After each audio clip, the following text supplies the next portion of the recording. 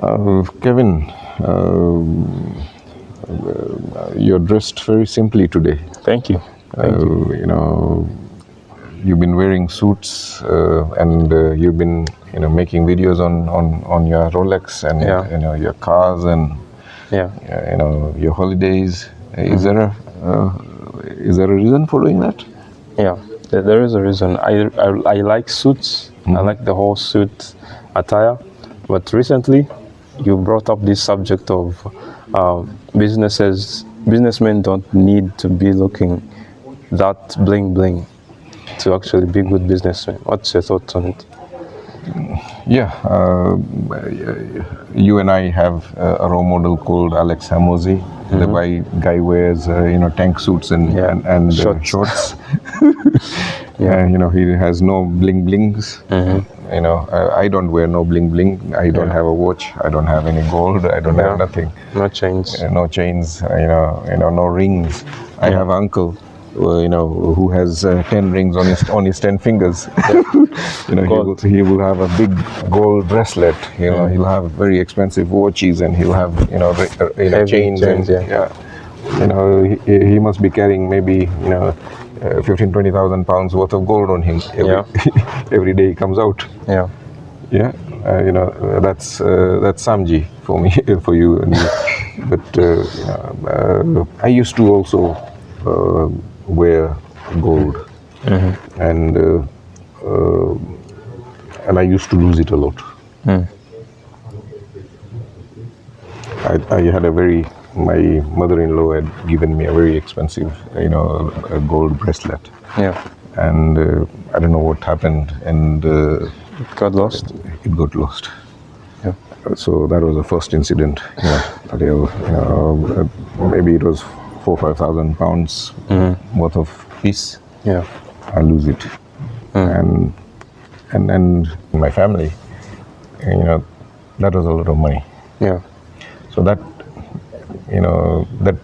was the kickstart of why I start being put off from it. And then I used to wear a wedding ring. Yeah. Not a very, just a simple one. Yeah. While I was climbing scaffold, and bloody hell, it got stuck somewhere. Yeah. And it bent my finger. Yeah. And Very painful. very painful, and that since then I haven't. Oh. I took it off there and then, and decided not to wear any jewelry, because that was not the second, but there was another time when I lost a chain or something. So and also I was not particularly interested in wearing. It was imposed onto me. Yeah. My wife would say, why don't you put this on your ring? Why don't you put on this? Why don't, it was not, I've never had that, desire. And I also lost a very expensive Rado watch. Yeah. I don't know where it went. Yeah. So Maybe it's misplaced. Yeah. yeah, but so a couple of these incidences, put me off from the whole thing. But again, getting back to the business context, in a Rolls Royce or a Land Cruiser or a Land Rover, Yeah. does not make me a better Businessman. businessman. Being a bit better businessman and having all this bling bling is good. Yeah. They have their own position, but equating it to Business success. Bling equals Yeah. Success. business success. Yeah. That is a misplaced values. This uncle who I'm talking to you about, who likes to wear all this, all 10-finger rings, Yeah. He's also a good businessman. But many times he would ask me and say, Harish, you're running a construction company. Your hands are not dirty. Yeah. You have baby hands. Heavy hands. And your clothes are never dirty. You are never on site. Yeah. You don't know nothing, no plastering. You don't know wiring. You don't know plumbing. You don't know nothing. And you run bigger and better projects than I do. Yeah. And I have to be sewing the wood, and I have Yeah. to be doing the plastering, and I have to do everything. How come? And I used to tell him, Uncle, you wouldn't know you wouldn't be able to do what I do, Yeah. because you are good with your hands, and you like to do things yourself. You want to micromanage everything. You will not be able to do what I do. Yeah. I like to delegate. Yeah. Give the task to other people. Yeah, my site. I could easily find site agents and site managers who could, do a better job than I could on the site. Yeah. My job to run a construction company was not to manage the site, Yeah. was to make sure that there was enough pipeline of work for my 30 or 40 builders, to go to. I was doing the sales and marketing. Yes. I was, making contact with the architects, with the surveyors, with the, engineers, the clients. That was clear. Yeah. So that's, but let's get back to this. And I've been, there was a time when I put a lot of value to this, and as a result, I got conned. There was a very eloquently dressed Nigerian, he used to teach, he taught me property investments. I enrolled in a property investment course with him, and Spencer Michael. Yeah. He was a very good teacher. And because he was a very good teacher, and he was eloquently dressed and used to, have all these blings and whatnot, that never materialized. Yeah. So it was like a project plan. Yeah, he was going to sell me 3, buy-to-let investments, and the guy did a runner. Yeah. Yeah. And so Michael Spencer's bling and his glamour and his all this education and his way of teaching did not follow integrity. Yeah. There was no integrity. The guy may be a good teacher, the guy may be well dressed, the guy may be well, eat in good places and whatnot, but had no business integrity. Yeah. Luckily, I took that setback and turned it into that calamity into an opportunity. Yeah. I used his teachings to strike a deal Yeah. with Berkeley Homes and for 10 homes at a 15% discount, and sold it to individuals for 5%, 7%, 10%, depending on how many they bought. Yeah. That one single deal generated £370,000. Yeah. And in those days, I never used to wear any of this, and I was able to sell, and that was my first attempt. And these were high value assets. You're talking about, each flat being sold for £300,000. And ironically, I did it out of a summer fit stall. I didn't even have an office, no website, no nothing. I just went to a summer fair with my catalogs, where parents and kids and everyone was coming to have fun. Yeah. And I sold my 10 units in a summer fair. Yeah. So would you say it's the state of trying to recover your money or the skills that you had? I'd already acquired the skills. He had already taken my money away. Yeah. I was not going to get it. I'd written it off. Yeah. But, I have a tendency of turning calamities into opportunities.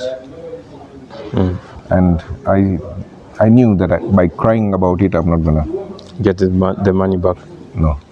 But if I used the teachings that he had imparted on me, which I had already learned them, how to structure a deal, how to negotiate a discount, how to then sell. Yeah. So I just executed. Yeah. I implemented. Would you say people pay more attention when they actually pay or lose money on something?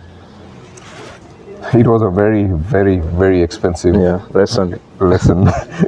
Yeah. 170,000 pounds. That's nearly $200,000. That was a very expensive lesson to get into the property business. Yeah. $250,000 is heavy. Yeah, but it happens, and however smart or however good you may be, there will be somebody who's smarter and cunning than you, and Lessons. no successful man has made it without failures. Yeah. And most successful men, even if they don't say that they have mentors, they've had several mentors. Yeah. Spencer Michael was a mentor to me, even though he was a con artist. Yeah. Yeah. Yeah. So and I've had several mentors throughout my life. A few African mentors. I had two African mentors. One who taught me how to, calculate quantities from taking it off from the drawings, from the specifications. Another one was Musau. He helped me handle, labor forces in construction sites. In Nairobi, we were talking about 200-300 people that we had to manage Of labor. On a massive building site. Yeah. So you appoint gang leaders, you appoint teams, you create teams and then manage them and how to motivate them and whatnot. I learned it from Musau. Yeah. He was a very petite, plump Mkamba. Yeah. But he did know his things. He was very eloquent at talking and Motivating. uplifting, the workforce, the teams, the labor, the gangs, and the gang masters used to feel. Yeah. They used to run the place. They used to. He used to empower them and make them feel like they own the place. Yeah. Yeah. And so that's a skill that I also use now. That I learned from Musau. Yeah. But again, in every stage of life, you are faced with situations, and sometimes you cannot deal with the situation alone. If you try and deal with it alone, then you'll just do mental diarrhea. Yeah. You'll regurgitate the same old things. Humans need external parties to bounce their ideas with. If you want to sharpen on an idea, you start writing it down, you start documenting it, it's not going to happen. You need to bounce it with humans. Humans need, it is only through brainstorming with humans that your ideas can be challenged. Your brain can justify anything. Yeah. Good or bad. Yeah. You can come up with supportive reasons. Yeah. Or discouraging reasons, depending on the mood you are in. Yeah. Yeah. Yeah. So that's the reason why mentorship. And that's why we go to school. Yeah. You could learn what you learn from what teachers are teaching you. They're using a textbook to teach you. But you and I know how tough it is to learn from a textbook. Yeah. Especially you went to a school because there is an environment. There is a teacher. You're learning from your peers. It's the same thing. If for basic education you need a teacher, why do you think you don't need a teacher for business? Yeah. Yeah, it's a misconception that for business I can struggle and I can do it all myself. No, you'll struggle and struggle and struggle. Yeah. There will be no end to your struggles without mentorship. Yeah. So most questions that come up are like, most entrepreneurs have this thing where they start the business with low funds, and so they think maybe they'll work it up and maybe they will hire later, if they even have a thought of hiring. What would you say they do? They hire soon and just use the money paying the workforce? There is a price to pay for every error that you make as a business owner, as a business operator. So if you're doing, we went to this factory where the owners are performing at 10% efficiency. a factory could run 24/7, 365. But because they have other concerns and other businesses, and he's losing money out of it. On it. We just consulted a mentor and had him, take a visit like he did with me. Yeah. I could easily say that this factory is underutilized. This warehouse are empty. Yeah. You're doing one commodity, start doing more. Just don't focus on On one commodity. Yeah. on the kidney beans. Just do sesame seed, do anything that you can find. Even corn, rice. All he has to do is to just change the size of the gratings. Yeah. How do you introduce a new market to people who don't actually have it already? Okay, it's mostly because these guys have never experienced this. They think they had an idea. They came up. They are good at borrowing money for this project, and they did it. But coming with an idea and executing on it, and then running it, it's a different thing. It's a different thing. Running it profitably, consistently, at full capacity, that requires an operator. Yeah. And most businesses or business owners are not good at everything. I'll give you an example. My father had been doing mango farming for 15, 20, 30 years. And he calls me up and says, Harish, when are you going to retire me? Yeah. I'm in London. And I said, Dad, don't worry, I'll come and help out. So I come back to Nairobi and go to the farm and look at the books. And the first thing I see is that there's a huge discrepancy in prices. Yeah. There was a time when the exporter was giving him 10 US cents, and there was a time he was giving him $1. Yeah. Per kg. So I had a meeting with him and said, why such a huge discrepancy? 10x discrepancy? And he says, Harish, when India and Pakistan, have production, the Middle East markets where I export my, your father's mangoes to, Dubai and Jeddah, are flooded. They can ship their mangoes from Mumbai or Karachi to Dubai and Jeddah in just 2 days in a container. I have to fly it from Nairobi To Jeddah in a plane. My cost of freight is 30 US cents. Me giving your dad, I'm making 20p losses. I said, then when can I get $1? And he says that when India and Pakistan don't have mangoes between September and February, you give me mangoes then, I'll give you $1 and I'll come to your farm. You don't even have to bring it to the airport. And I'll come pick it up myself. Yeah, because nobody else has mangoes, and he can get whatever price he can get for there.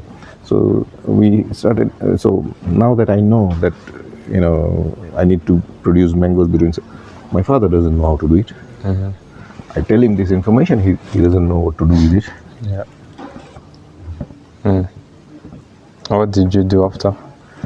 So I called up a consultant. I knew of a consultant in India who had created a special mango variety of his own, a super kesser.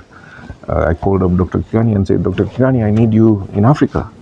Oh, I'm already coming to Africa, says Dr. Kikani. I'm going to ETG in Tanzania. Can I come after? I said, no, come before and I'll take you to Tanzania.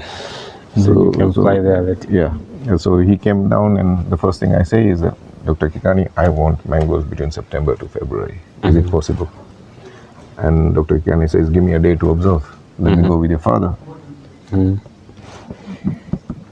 Check out the farm. and get you back. So next morning the guy does his prayers and comes and says, Eureka! Yes, it's possible. I said, how? He says, your father is taking 2 harvests a year. In India, we only have 1 harvest, India and Pakistan, because they have winters over here because of the equatorial climate, constant, 12-hour day and 12-hour night. So he says, if we don't take 2 seasons and we only take 1 season, anything that flowers before May, spray this chemical, and the flowers will fall. If no flowers, no fruit. Yeah. Yeah. So that's how, okay.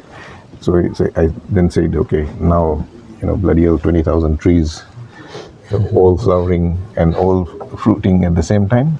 That would be a nightmare, logistic nightmare. Then I pose another question.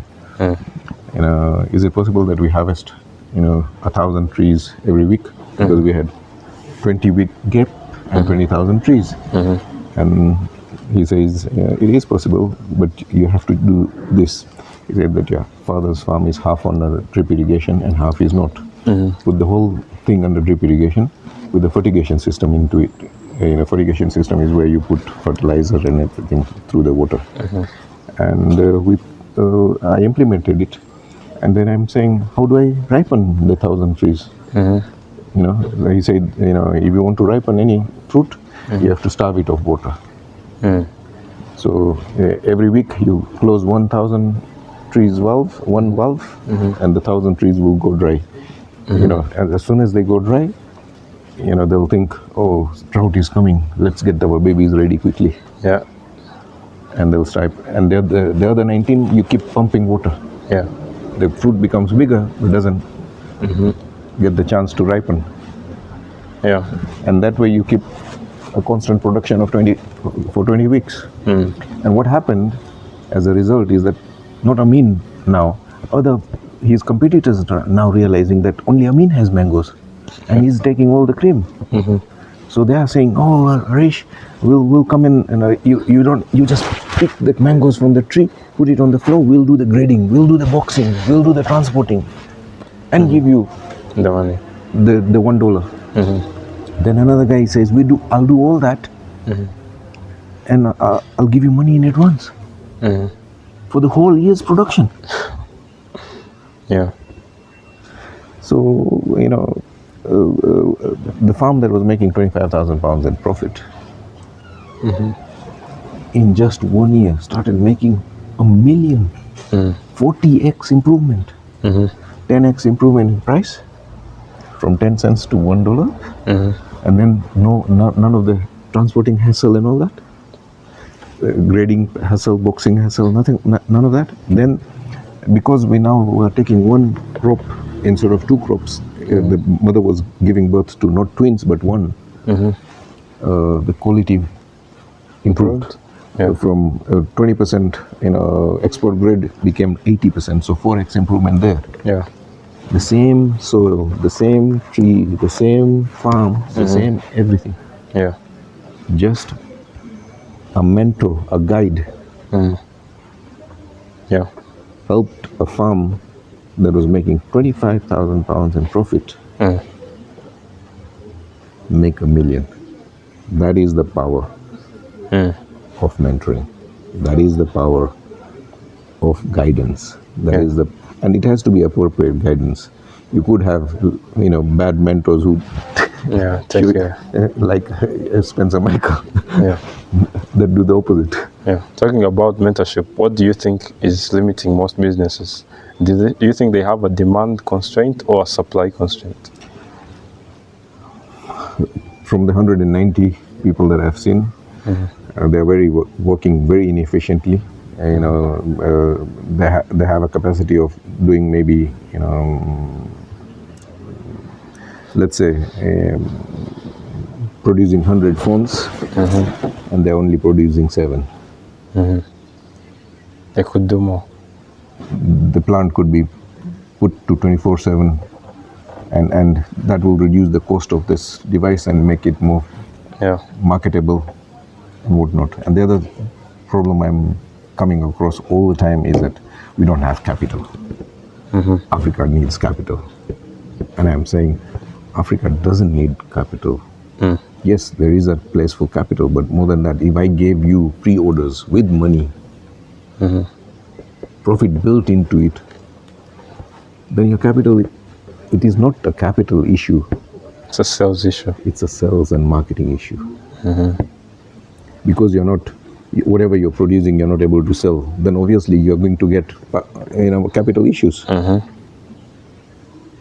Yeah. Whatever you're producing, you're not producing it efficiently. You're not running your plant at 80-90% capacity. Yeah. You're going to have money problems. Yeah.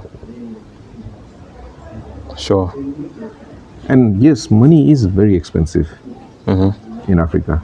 You're talking about 15 to 25% interest rates. That's, you're talking about 10x the interest rates I pay in London.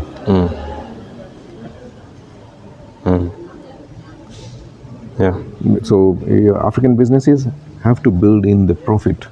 They need their operations to work efficiently. They need to become more efficient. Yeah. It's this comfort zone. Oh, I need external money, and I need external finance. I need more money. I need more investors. No, you're a lousy businessman. Yeah. You need guidance on how to become a better businessman. You are a caterpillar who eats green grass and looks ugly. And a guide can turn you into a butterfly that can soar the skies in color, beauty, and grace. That's the biggest transformation nature provides. Yeah. Turning that green, ugly-looking caterpillar into a beautiful, colorful butterfly. Yeah. And every sales is a journey of transformation. If you don't use transformation, then you're not selling nothing. Yeah. Features and benefits don't sell. A lot of people will say that features and benefits sell, but they don't work for me. And neither does it work for my clients. Yeah. Yeah. We'll end it there, and thanks. Yeah. Yeah.